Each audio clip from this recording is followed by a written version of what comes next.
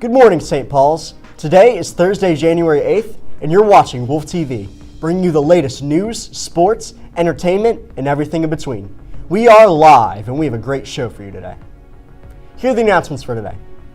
There will be a HOSA meeting tomorrow during the second half of lunch in room 212. Now it's time for some happy birthdays.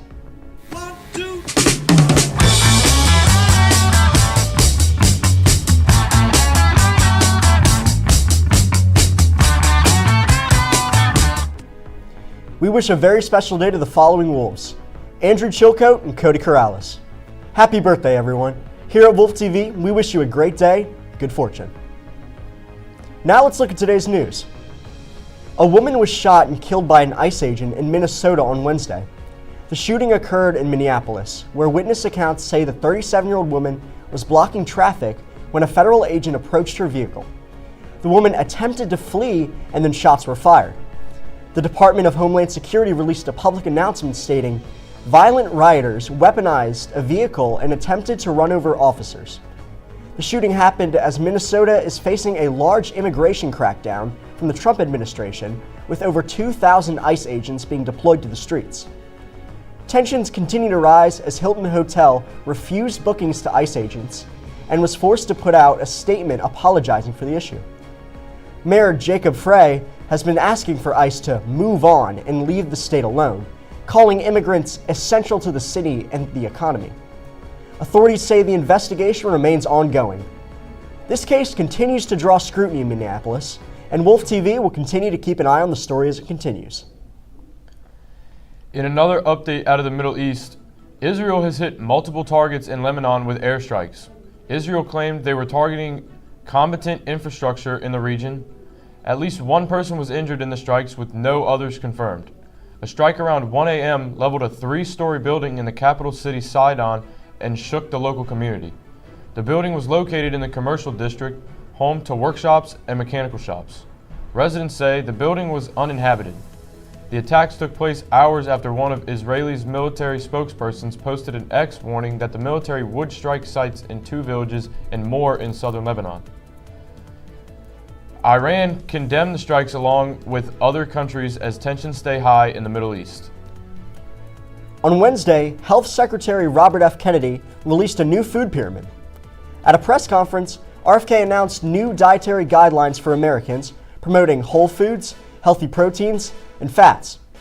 The pyramid now holds meat, cheese, vegetables, and fruits pictured at the top. Bread and grains now sit at the far bottom. Kennedy described the guidelines as the most significant reset on nutrition policy in history, calling for an end to policies that promote highly refined foods that are harmful to health. As the new health secretary, Kennedy has started to fully crack down on food and snack companies.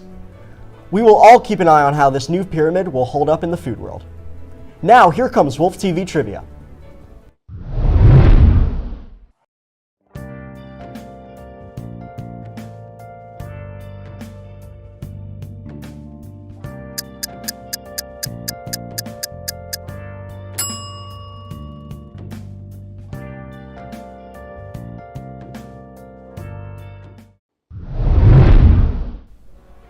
Now let's look at today's sports news.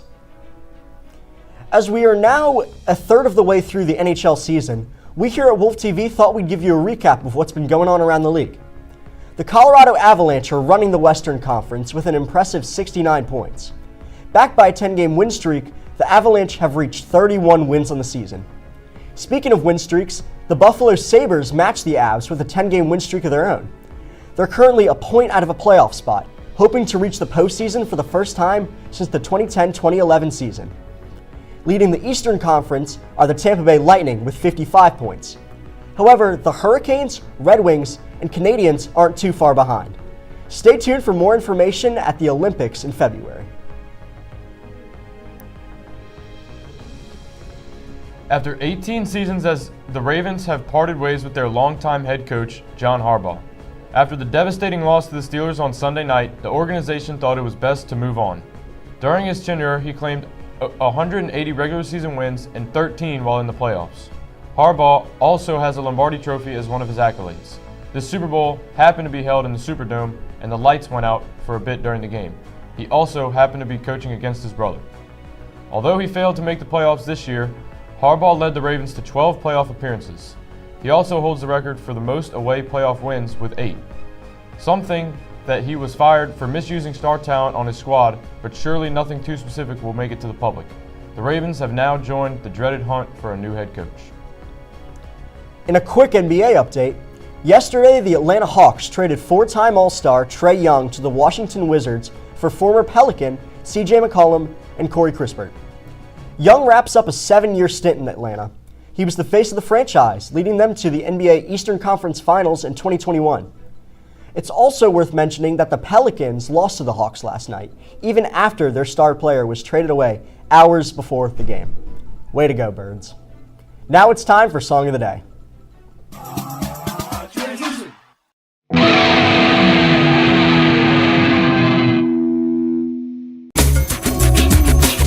I watch hope come over me.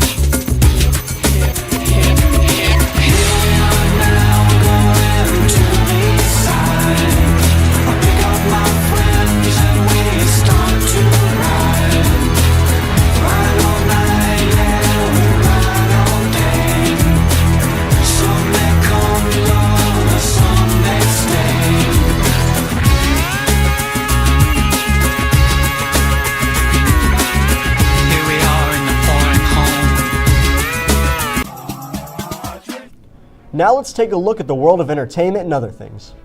After 7 years of microtransactions and slop, the end is closing in on EA's live service game Anthem. Anthem was first released in 2019 to mixed to negative reviews. Gamers weren't pleased with the subpar gameplay and the repetitiveness of the missions. On top of that, when the game first launched, it was plagued by tons of technical issues, leading to players dropping the game after only a few hours of gameplay. Over time, many bugs were patched, but the damage had already been done. With the lack of players, it's a miracle that the game stayed up for as long as it did. This is yet another example of a live service game being shut down despite backlash from fans. Rest in peace, Horizontal Video. Thanks for the memories, but it might be time to go. Disney announced yesterday that they are planning on rolling out a new vertical video product on Disney Plus over the next year that will feature short-form content in the style often seen on TikTok, YouTube Shorts, or Instagram Reels. The company announced the new initiative at the Consumer Electronics Show, which is running in Las Vegas this week. Aaron Teague, Executive VP of Product Management, said, "We're thinking about mobile-first experiences.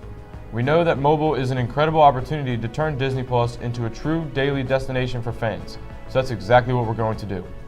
In addition to the vertical video push, executives from the company leaned into technology and artificial intelligence during the presentation with AI-powered ad planning tools and, more notably, an AI video generation tool meant to allow advertisers to quickly develop and deploy CTV-ready ad spots.